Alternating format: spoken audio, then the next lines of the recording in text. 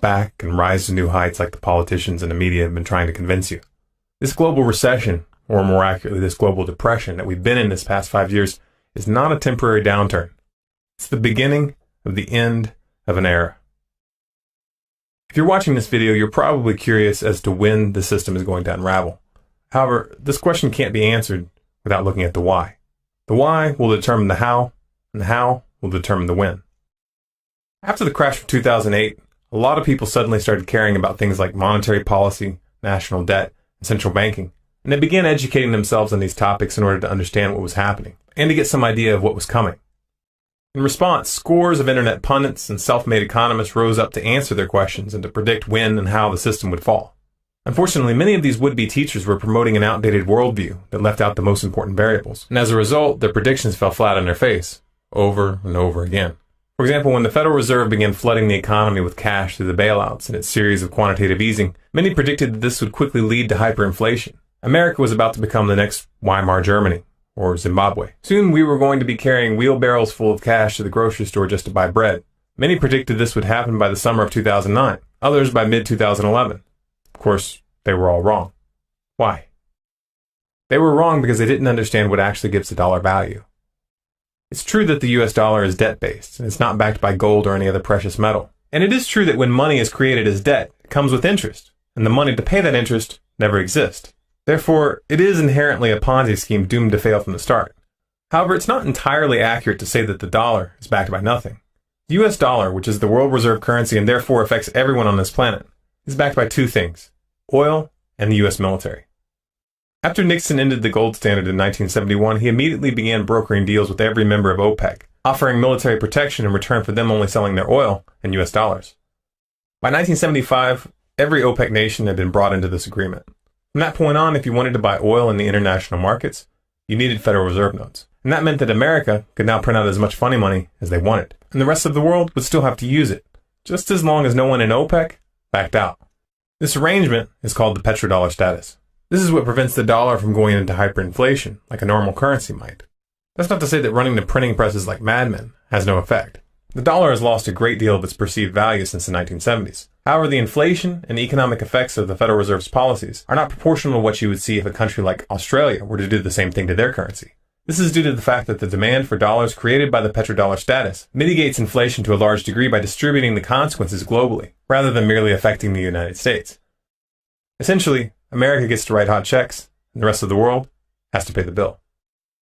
Now, this gig is perfect for the US as long as no one decides to buck the system, like Iraq did in 2000 by starting to sell their oil in euros, or like Libya did by trying to pull most of Africa off of the dollar, or like Iran is doing now. As long as the US military is able to crush or intimidate any major oil-producing nation that defies them, the petrodollar arrangement will stand, and the dollar will retain its position.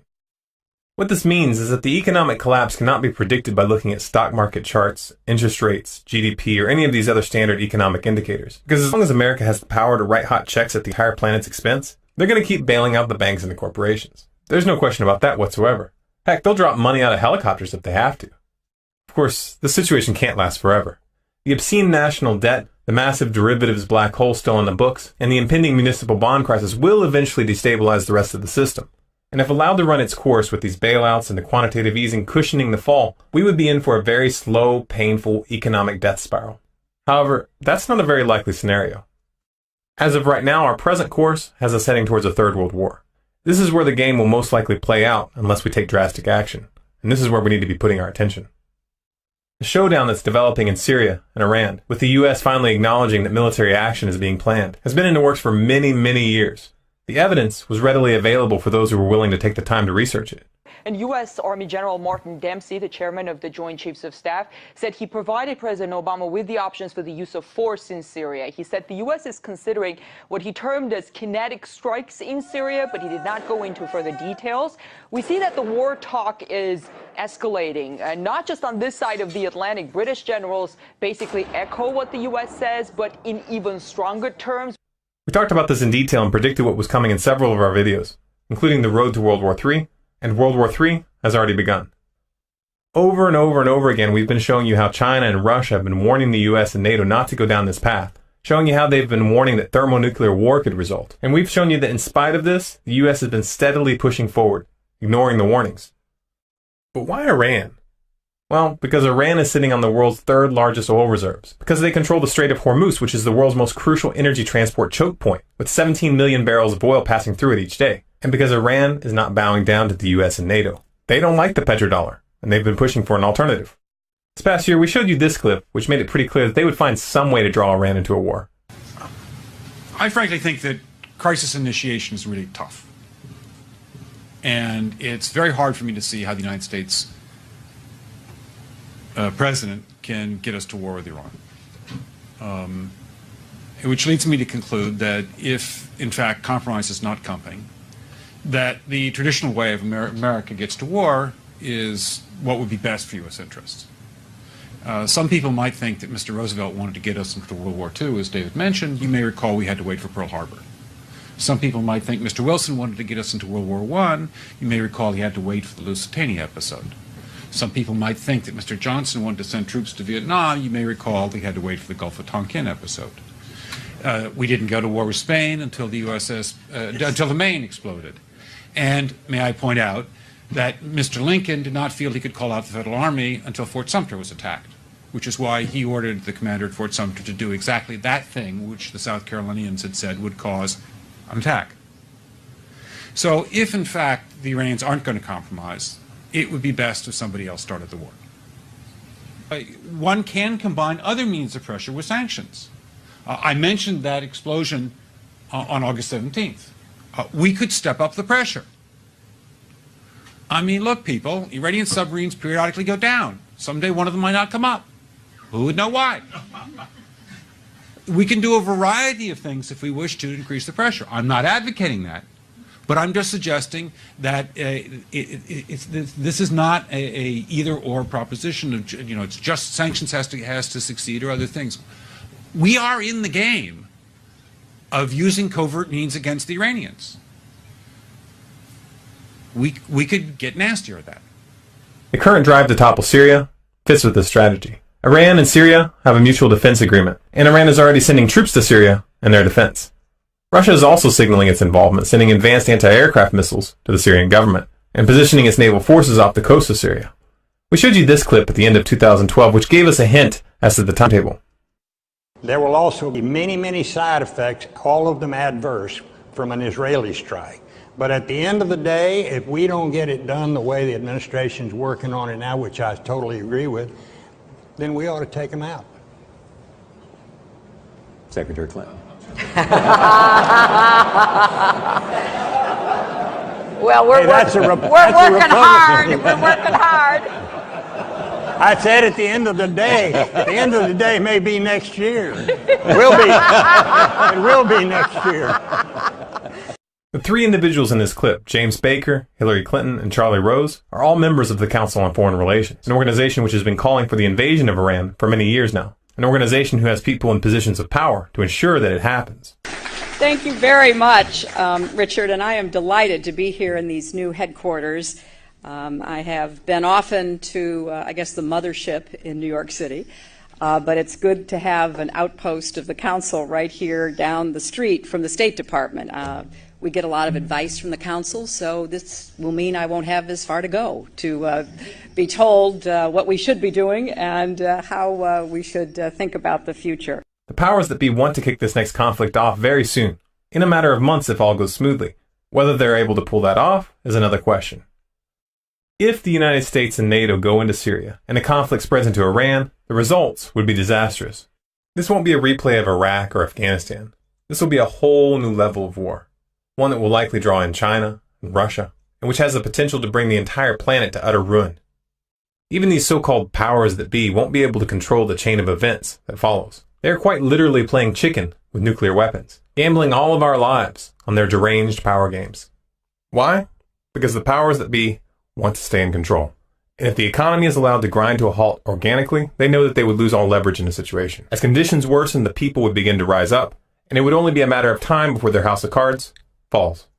To avoid that scenario, they're going to preempt it by engineering a crisis. They're going to knock over the game board like a spoiled brat, using war to bring humanity to its knees, till we're begging for it to stop, till we're begging for a solution. And then, of course, they'll offer that solution, a solution which hands them even more power. I think we've all got to move towards that opportunity, and I think the challenge also is whether we should move towards an international currency, because the speculation and the complexity of currency has caused some of the irritation, not only among the trading nations, but among individuals. But it's not for me to say how it will happen. Now, when you really see just how many variables are involved here, and how many of these variables are human decisions, which are impossible to predict, it should be clear that there's no way to pin down the collapse to a definitive date. That said, the escalation in Syria and Iran this next year has the real potential to set off a chain reaction that could very easily bring the global economy to its knees. This could be sparked by a breakdown in the oil supply chain as the transport choke points, the Strait of Hormuz in particular, become battlegrounds, or due to a key oil-producing country such as Saudi Arabia becoming destabilized, or falling into Chinese or Russian control, or due to a nuclear weapon or an EMP being detonated in a key city. Any conflict that involves Iran will inherently cause oil prices to skyrocket, especially if Iran is able to render the Strait of Hormuz impassable. It is in fact a tactic that they are openly preparing to implement. If the economy unravels during this conflict, which is quite likely, the government would have the perfect pretext for a total crackdown, establishing martial law and rooting out political dissidents. This is why they've been preparing along these lines, putting totalitarian laws into place like the NDAA and the Patriot Act, and setting up elaborate systems of surveillance and oppression. Historically, governments have always used the fog of war as a cover to stamp out political opponents and to strengthen the power of the state. As fascinating and frightening as this picture might be, rather than obsessing about when and how this is going to happen, we need to do everything in our power to alter our current course. We must prevent the powers that be from drawing us into a third world war, and we must neutralize their capacity to dictate the chain of events domestically.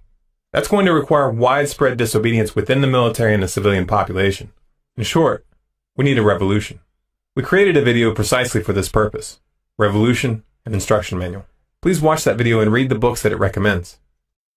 A true popular uprising will not prevent the economy from collapsing, but it's our only chance to prevent the psychopaths that got us into this mess from retaining control over what comes next.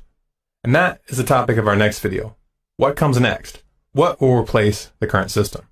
If you want to make sure you see that video and other videos to come, subscribe to Storm Clouds Gathering on YouTube. For updates, news, and bonus content, please follow us on Facebook at facebook.com/stormcloudsgathering, on Twitter at Collapse Updates. You can find us on Google Plus by doing a search for Storm Clouds Gathering, and our website is stormcloudsgathering.com.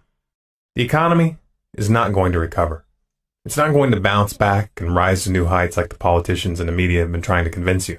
This global recession, or more accurately, this global depression that we've been in this past 5 years, is not a temporary downturn.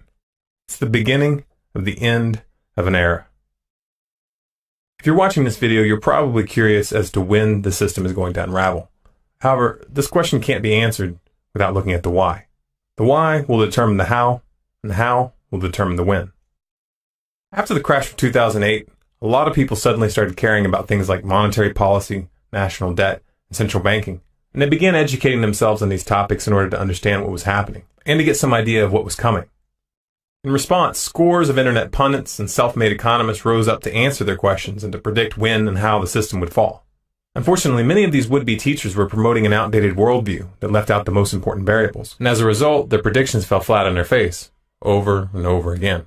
For example, when the Federal Reserve began flooding the economy with cash through the bailouts and its series of quantitative easing, many predicted that this would quickly lead to hyperinflation.